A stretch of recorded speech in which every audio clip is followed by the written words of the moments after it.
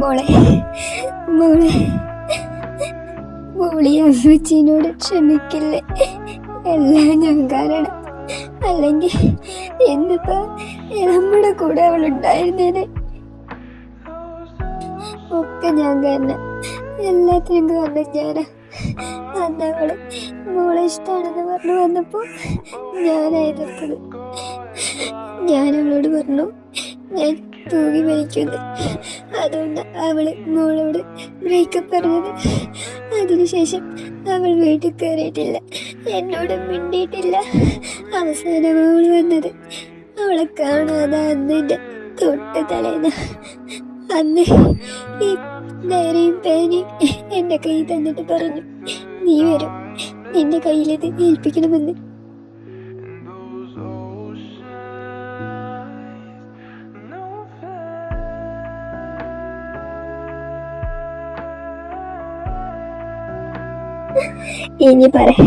ഇനി പറ ഞാൻ എന്താ ചെയ്യണ്ടേന്ന്.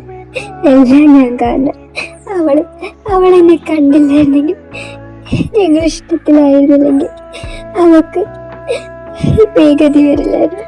അവളുടെ ഫാമിലി അവളുടെ ഒപ്പം തന്നെ ഉണ്ടായിരുന്നു. കുറ്റബോധം കാരണം എനിക്ക് കണ്ണടയ്ക്കാനും കൂടി വഹിക്കുന്നില്ല. കണ്ണടച്ച ഞാൻ കാണുന്നത് അവളുടെ ജീവനറ്റ ശരീരമാണ്. അവളുടെ സാഹചര്യങ്ങളൊന്നും മനസ്സിലാക്കാതെ ആ പാവത്തിന് എത്ര വട്ടം ഞാൻ കുറ്റം പറഞ്ഞറിയോ? നീ പറയുന്നത് ശരിയായിരിക്കും, ബട്ട് ഒന്നാലോചിക്ക്, നിന്റെ ജോലി. അവൾ വിചാരിക്കുന്നുണ്ടാവും നീ ഇങ്ങനെ സങ്കടപ്പെടാൻ. നിനക്കൊരു നല്ല ജീവിതം കിട്ടാനല്ലേ അവൾ പ്രാർത്ഥിക്കും. നീ പക്ഷേ ഇങ്ങനെ അവളെ ചൊല്ലി ഇങ്ങനെ കരഞ്ഞു നിന്നാ അവൾക്ക് അവളുടെ ആത്മാവിന് ശാന്തി കിട്ടുമോ? ഞാൻ എന്താ ചെയ്യണ്ടേ? എല്ലാം മറക്കണമെന്നാണോ? പക്ഷെ അതെന്നെ കൊണ്ട് കഴിയുന്നില്ല. Good job. എനിക്ക് നല്ല വിശ്വാസം ഉണ്ടായിരുന്നു നിങ്ങൾ. പക്ഷേ ഇത്രയും പെട്ടെന്ന് തന്നെ എല്ലാ വിവരങ്ങളും നിങ്ങൾ കളക്ട് ചെയ്യുമെന്ന് ഞാൻ ഒട്ടും വിചാരിച്ചില്ല. പോരാത്തതിന് നാളെ ഈ ക്രിസ്മസിന്റെ തലേ ദിവസം ചൂട് പിടിപ്പിക്കാനുള്ള ഈ ഗുഡ് ന്യൂസ് എനിക്ക് തന്നതിന് നന്ദി. ഇതിനുള്ള പ്രതിഫലം ഞാൻ നിങ്ങൾക്ക് ഏതായാലും തരുന്നതാണ്. താങ്ക് യു സാർ, ബട്ട് ഞങ്ങൾ ഇത്രയ്ക്ക് റിസ്ക് ഒന്നും എടുത്തിട്ടില്ല. എല്ലാം ആ മരിച്ചുപോയ കുട്ടിയുടെ അധ്വാനമാണ്, അവളുടെ അവസാനത്തെ ആഗ്രഹമാണ്. അതെനിക്ക് മനസ്സിലാവും. പിന്നീടോ ജിന്ന ഇവിടുന്ന് പോയില്ലേ? അവനെങ്ങോട്ടോ പോയി, അതൊന്ന് പറയാമോ? അതെന്തിനാ സാർ അറിയുന്നേ? സാറിന്റെ ചായനോട് പുറകെ നടക്കരുത് എന്ന് പറഞ്ഞേ. താൻ ഉദ്ദേശിക്കുന്ന പോലെയൊന്നല്ല. അവനും ഈ കേസിനെ സഹായിച്ചിട്ടുണ്ടല്ലോ, അപ്പൊ അവനോട് ഒരു ടൈംസ് പറയണം തോന്നി. അത് ഞാൻ ഈ ചായ വിളിക്കുമ്പോ പറഞ്ഞോണ്ട്. ഹലോ, ഇതാരാണ്? നിങ്ങൾ കരയാതെ കാര്യം പറയ്. ഞാന് ശുഭയ. എന്തുപറ്റി? എന്തിനാ നീ കരയുന്നേ? ഞാനും മീരയോട് നേരെ സൂപ്പർ മാർക്കറ്റിൽ സാധനങ്ങൾ വാങ്ങാൻ പോകുന്നതായിരുന്നു. സാധനങ്ങളെല്ലാം വാങ്ങി ഞങ്ങൾ തിരിഞ്ഞപ്പോൾ ആരോ വാനിൽ വന്ന് അവളെ തട്ടിക്കൊണ്ടുപോയി. എനിക്കെന്താ ചെയ്യണ്ടെന്ന് അറിയില്ല, പേടിയാവുന്നു. നീ വിഷമിക്കേണ്ട, നീ വീട്ടിൽ പോയിക്കോ, ഇത് ഞാൻ നോക്കിക്കോളാം.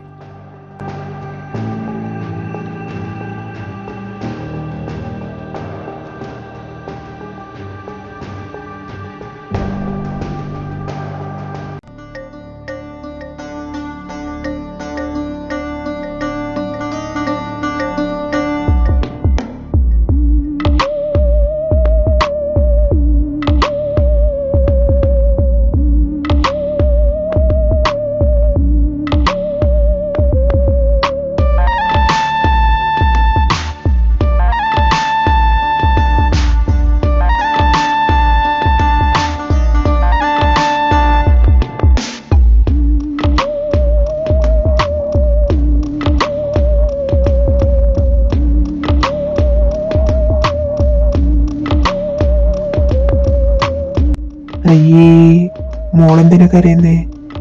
പപ്പ ഇവരെ തല്ലിയതുകൊണ്ടാണോ? പിന്നെ എന്റെ മോളെ തൊട്ട് അവരെ ഞാൻ തല്ലാതിരിക്കോ? ഇവന്മാർക്കൊന്നും വിദ്യാഭ്യാസമില്ല, തല്ലാൻ പറഞ്ഞ കൊന്നിട്ട് വരുന്നവരാ. അതുകൊണ്ട് മോളെ എവിഡൻസ് എവിടെ വെച്ചെന്ന് പറഞ്ഞേ. അച്ഛൻ, തനിക്ക് ആ വാക്ക് പറയാനുള്ള യോഗ്യത ഉണ്ടോ? താൻ എത്ര പേരെ കൊന്നിടും? എൻ്റെ അമ്മായി ജോലിയെ അങ്ങനെ എത്ര പേരെ താൻ കൊന്നു? പണത്തിനല്ലാതെ താൻ മറ്റെന്തിനേലും വാല്യൂ കൽപ്പിച്ചിട്ടുണ്ടോ? മോളെന്താ പറയുന്നേ? അച്ഛൻ ചെയ്യുന്നത് സോഷ്യൽ വർക്കല്ലേ? ഹൃദയം കിഡ്നിയൊക്കെ കേടന്ന് കിടക്കുന്നവരെ രക്ഷിക്കുന്നതാണോ അച്ഛൻ ചെയ്യുന്ന തെറ്റ്? അതിന് അവര് അവരുടെ സന്തോഷത്തിനായിട്ട് എന്തേലൊക്കെ തരും.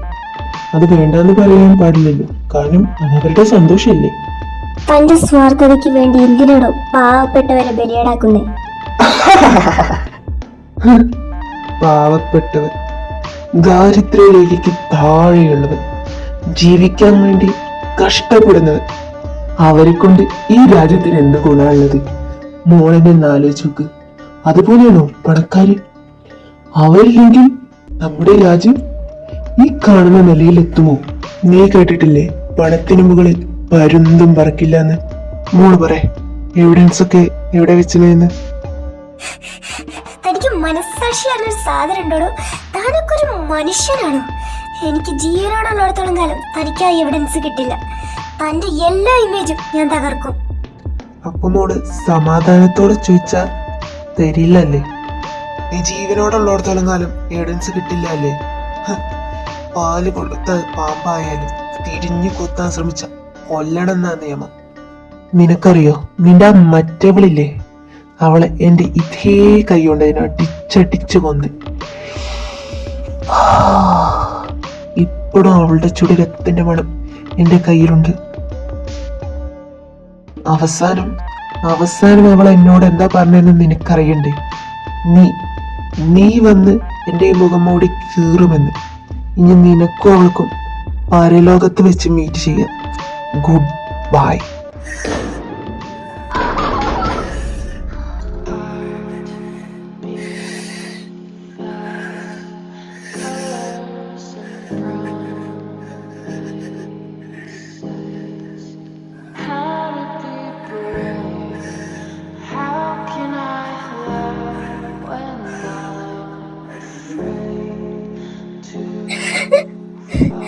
ആര്യ, നീ പൊക്കോ, ഇത് ഞാൻ ഏറ്റെടുത്തോളാം. ഹേ, അത് വേണ്ട. നിനക്കൊന്നും പറ്റിയൊന്നുമില്ലല്ലോ. കുറ്റം ചെയ്തവർ തന്നെ അത് ഏറ്റെടുക്കും. മറ്റുള്ളവർ തലയിലിടുന്നത് അത്ര നല്ലതല്ല. ആര്യ പ്ലീസ്, ഞാൻ പറയുന്നത് കേൾക്ക്. വെറുതെ നീ എനിക്ക് വേണ്ടി നിന്റെ ഭാവി കളയരുത്.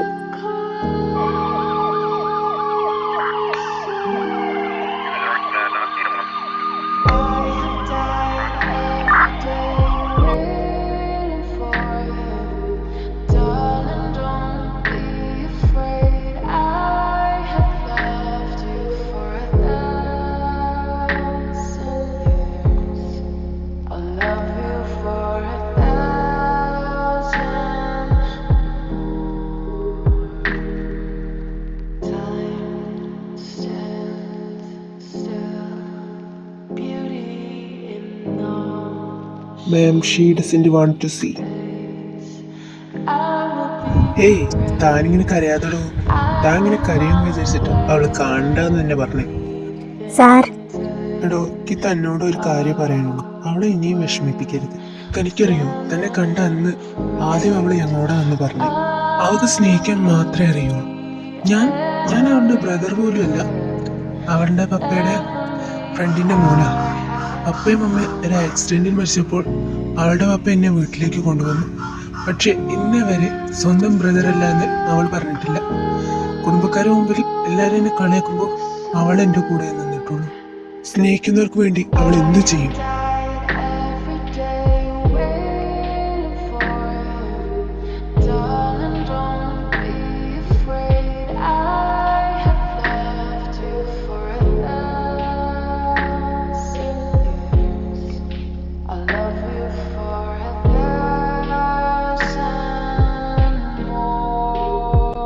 After careful review of all evidence presented in this case, it is clear that the accused Arya acted in a self-defense when she killed Ethan Cross.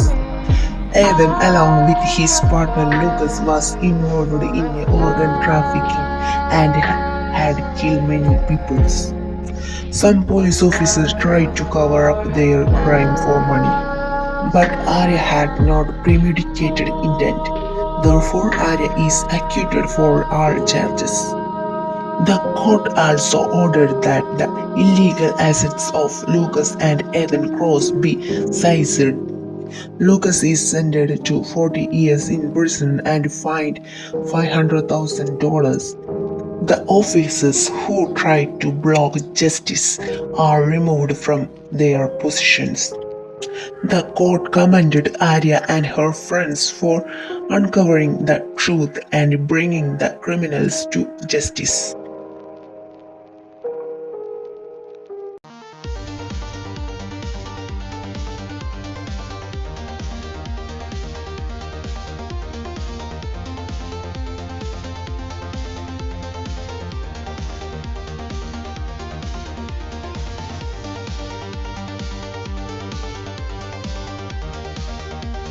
അപ്പോൾ ഗൈസ്, നമ്മുടെ ചാനൽ ന്യൂയോർക്കിലെ തന്നെ ഏറ്റവും വലിയ നമ്പർ 1 ചാനലായിരിക്കുന്നു. ഇതിനെ സഹായിച്ചിട്ടുള്ള നമ്മളെ ആര്യന് ഹോബിക്ക് ഒരു ബിഗ് ക്ലാപ്പ് കൊടുക്കാം വിത്ത് പ്രൊമോഷൻ. അപ്പൊ മോളെ, ഇങ്ങനത്തെ പരിപാടി നമുക്കൊരു ചായ കുടിക്കാൻ പോയാലോ എന്നാണ് ഞാൻ ആലോചിക്കുന്നത്. അത് പിന്നെ അങ്ങനെയാണല്ലോ. അല്ല, നീ ഇപ്പടുത്തെങ്ങാനും പറയൂ.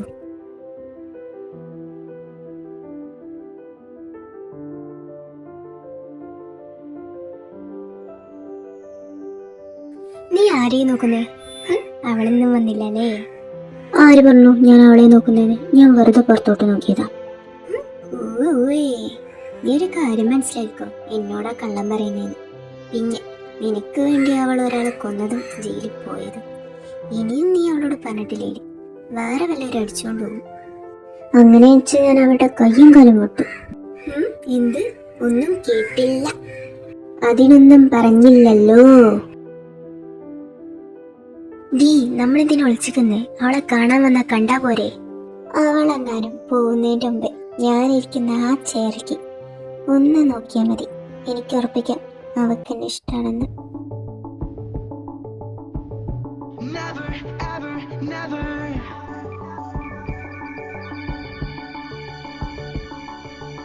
എടീ, അവൾ നോക്കി.